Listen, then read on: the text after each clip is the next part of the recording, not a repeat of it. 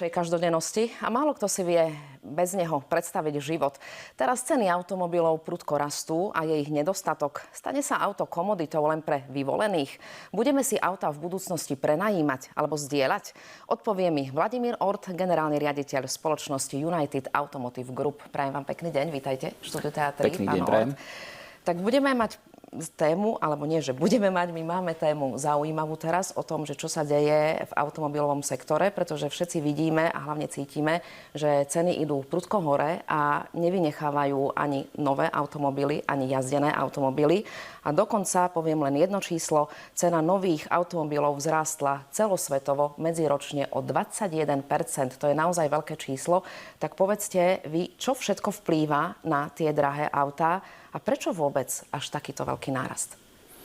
V prvom rade by som vám chcel veľmi pekne poďakovať, že som mal tú možnosť k vám prísť a o tom trošku porozprávať, lebo veľmi často sa stretávam s otázkami ľudí bežne na ulici alebo ľudí, ktorí ma poznajú, že čo si o tomto majú mysleť. A ja si myslím, že tým ľuďom chýba taký nejaký profesionálny názor na to, kupovať, nekupovať, ďalej jazdiť, aké auta jazdiť a tak ďalej. Takže veľmi pekne by som chcel poďakovať. Čo sa týka tej vašej otázky, áno, globálne rok versus rok cena automobilov v priemere narastla o 21%, v eurozóne o 27%, cena jazdených vozidel Spojených štátov narastla o 37%. A tých dôvodov je viacero. Tie najvýznamnejšie dôvody sú jedna vec, nedostatok náhradných dielov, vojna na Ukrajine, čipy, hliník, železo, materiály. Ale samozrejme, treba sa pozrieť aj na výsledovky daných automobiliek, vyrábajú menej vozidel a pri tom, ako vyrábajú menej vozidel, potrebujú samozrejme získať nejaké zisky, ktoré preto vlastne aj podnikajú. A z toho dôvodu samozrejme tá cena samozrejme rastie. Áno, pravda je to, čo ste povedali, že automobilky jednoducho vyrábajú menej vozidiel, pretože im chýbajú určité veci, o ktorých ste hovorili. Napriek tomu, ale že vyrábajú menej tých vozidiel, oni majú vypredané alebo splnené tie kvóty na dlho dopredu, lebo vieme, že na auto teraz, keď si niekto kúpi, čakáte niekoľko mesiacov, niekedy aj rok, to nikdy predtým nebolo. Ale čo je zaujímavé, a nikdy to predtým nebolo tiež, že napriek tomu, že tie automobilky nejak neburcujú k predaju tých aut, nerobia nejakú veľkú propagáciu predaja, napriek tomu majú obrovské, ale naozaj, že obrovské zisky. Ako je to možné celé? To sme nezažili nikdy. Či áno? Principiálne, pokiaľ ja si pamätám, nie. Dlhšie som to nejakým spôsobom neštudoval, čiže keď sa bavíme o tej profesionálnej mojej kariére 30 rokov, tak som toto ešte v živote nezažil. Keď som to študoval nejakých 40-50 rokov, takisto sa to neudialo. To sú dve rozdielne témy. Prvá vec je nedostatok vozidel. Sme si spomenuli materiály, čipy, drahé komodity, vojna na Ukrajine, hliník, železo a tak ďalej. Toto všetko spôsobilo koronavírus, samozrejme, dodavateľské reťazce, globalizácia, to znamená, fabriky máte všelikde po svete. Len Volkswagen má okolo 100 fabrík po celom svete, čiže niektoré modely sa vyrábajú v Mexiku, niektoré sa vyrábajú v Nemecku, niektoré na Slovensku a tak ďalej. Toto celé samozrejme vytvára nejaký chaos a samozrejme ten COVID niečo spôsobil. A čo sa týka toho, že prečo tie auta majú vypredané, pretože tie automobilky sa samozrejme správajú úplne inak ako v roku 2008, kedy bola veľká ekonomická kríza. Správajú sa dneska tak, že vyrábajú toľko, koľko sú schopné vyrobiť a na nich aj zarobiť. A zároveň samozrejme ten dopyt je v zásade väčší, vizuálne väčší, ako oni sú schopní vyrobiť. Otázka je, že či ten dopyt je naozaj reálny, to si treba uvedomiť. To je prvá otázka. Druhá veľmi podstatná vec, ktorá sa tu deje posledné 2 roky, je počas covidu, čiže 2020-2021, prvý rok minus 15 miliónov, minulý rok minus 25 miliónov a tento rok odhaduje sa minus 35 miliónov nevyrobených automobilov. Toto dokopy je číslo, ktoré je veľmi blízke ročnej globálnej produkcii automobilov. Čiže my tu máme mega prúser, ktorý si pred sebou tlačíme, ktorý neviem, či budeme schopní v priebehu 1, 2 alebo 3 rokov rozpustiť, čo sa týka toho dopytu, lebo je tu tzv. Odložený dopyt, ktorý sa bude musieť v nejakom časovom priebehu vyrovnať. Takže asi tak. Vy ste hovorili aj o tom, že či vôbec je to reálne, čo sa deje na trhu s automobilmi, či je ten dopyt reálny po tých automobiloch, lebo určite sú aj špekulanti, ktorí toto sa snažia využiť vo svoj prospech. To znamená, že čo? Že oni poobjednávajú automobily v podstate len tak, aby ich potom držali u seba a potom ich mohli predať ešte za vyššiu sumu? Toto sa na Slovensku vníma ako veľmi škaredé slovo, že špekulácia. Ja si pamätám, že za socializmu to bol zákon, trestný zákon špecifikoval špekuláciu ako trestný čin. Dneska je to vlastne systém obchodovania, čiže tým ľuďom by sme to v zásade nemali mať za zle. Ale v konečnom dôsledku, áno, máte pravdu, je veľa ľudí, ktorí samozrejme odhadujú, že čo sa bude diať a samozrejme sa snažia na tom zarobiť. Teraz hovoríme ľudia, aj súkromné, aj firmy. A ten dopyt je veľmi netransparentný, pretože podľa našej evidencie, alebo respektíve podľa materiálov, ktoré máme k dispozícii, v celej západnej Európe je okolo 15 až 20 fejkových objednávok, kde v podstate díleri, veľké firmy nakupujú vozidlá bez toho, že by mali konečného zákazníka alebo konečnú spotrebu, vzhľadom na to, že očakávajú, že tá cena znova a ďalej porastie. Pretože tá cena, ako sme si pred chvíľou povedali, rastla veľmi výrazne, úroky boli veľmi nízke, tak je tam samozrejme veľký potenciál zárobku na týchto vozidlách. A aký je váš názor, ako názor človeka, ktorý má naozaj skúsenosti z tohto automotív sektoru? Bude tá cena naozaj rásť až nevieme dokedy? Alebo dokedy budú ľudia ochotní a schopní platiť tieto vysoké sumy? Čo nás čaká? Ja si osobne myslím, že tá cena tento rok pri niektorých automobilkách je to už toto leto. A pri niektorých automobilkách to možno bude jeseň, narazí na schopnosť ľudí platiť za dané vozidlá. Ako som už v predošlých vašich reláciách povedal, ja to definitívne vidím, že bude sa meniť, alebo respektíve už je v procese zmena myslenia ľudí, kde auto nebudú brať ako komoditu, na ktorej jazdia a kúpili si ju a majú ju 3, 5, 10, 15 rokov, ale budú to brať ako službu a tú službu budú využívať a budú nemať všetko započítané. Čo ich k tomu donúti, je cena.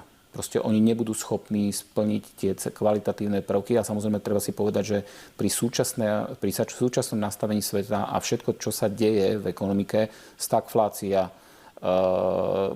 vyššie úroky, regulácie, európske regulácie na vôbec auta ako také, toto všetko v zásade bude smerovať tomu, že cena vozidiel pôjde hore. Neverím tomu, že pôjdu dole. Samozrejme, ten nárast, ktorý máme za posledné 2 roky, nebude taký razantný. Ten sa niekedy zastaví na tú jeseň a potom to bude raz ako predtým. Ako k tej razancii ešte možno by som mohol povedať, že priemerne každá automobilka zvyšovala ceny vozidel o 1 až 3 % ročne, čiže to bol tzv. Inflačný balíček a to auto v podstate každý akceptoval. Ak sme to tu na začiatku relácie spomenuli, tak je to 21 eur celosvetovo, 27 eur v Európe. To je neskutočný nárast, ktorý nie sme schopní absorbovať. Ja som dokonca čítala takú informáciu, že kým v roku 2019 bola priemerná cena auta 19 000 eur, tak nie 12 000 eur a v roku 2021, alebo teda teraz, je tá cena 21 000, čo je v podstate o 9 000 viac priemerne. To je obrovský náraz. Znamená to teda, že naozaj sa automobil stane luxusnou komoditou v budúcnosti? Nebude mať každý môcť? Som o tom presvedčený, že áno. Som o tom presvedčený na 100%, že to bude luxusná komodita. To znamená, že tých ľudia, každý si myslí, že samozrejme bude môcť prísť aspoň zamestnávateľom a vypýtať si väčšiu výplatu, lebo chleba je v obchode nestojí 2 eurá, ale stojí 4 eurá. Auto stojí nie 12 000, ale 24 000. V podstate štatistický úrad Európskej únie dokazuje, že to nie je pravda. Dokonca za posledné 2 mesiace dokonca mzdy v eurozóne začali klesať. A to je dôsledok približujúcej sa recesie, ku ktorej sa blížime z dôvodu viacerých COVID, úrokové sadzby a stagflácia, ktorá je tu okolo nás. A toto v zásade proti tým ľuďom pôjde. Samozrejme otázka je, že čo ten automobilový priemysel urobí, či ešte zase vyšpičkujete ceny a ešte viac sa stane to vozidlo nedostupné, ktoré je potrebné samozrejme na tú prepravu, lebo tá preprava dneska je nutná z pohľadu nejakých užitkových vozidel na prepravu chleba, potravín a tak ďalej. Ale zároveň samozrejme je to luxusná komodita, že ideme s tým vozidlom na dovolenku a tak ďalej. V každom prípade ten svet je aktuálne naozaj v chaotickej situácii, pretože napriek tomu, že niekto si myslí, že určite to pôjde nejakým smerom. Dneska každým dňom prichádzajú nové a nové pravidlá, ktoré toto absolútne môžu o 360 stupňov meniť.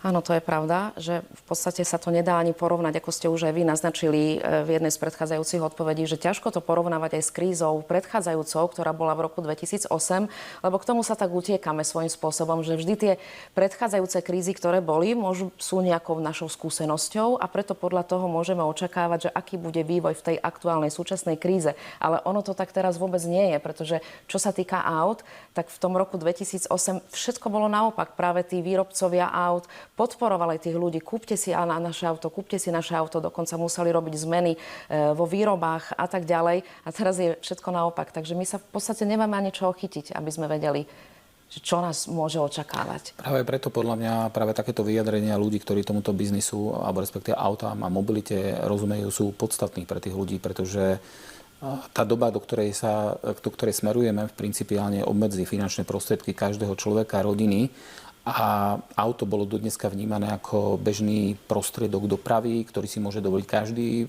Vypočítavalo sa, že koľkokrát mzdu musíte dostať, aby ste si kúpili najlacnejšie auto.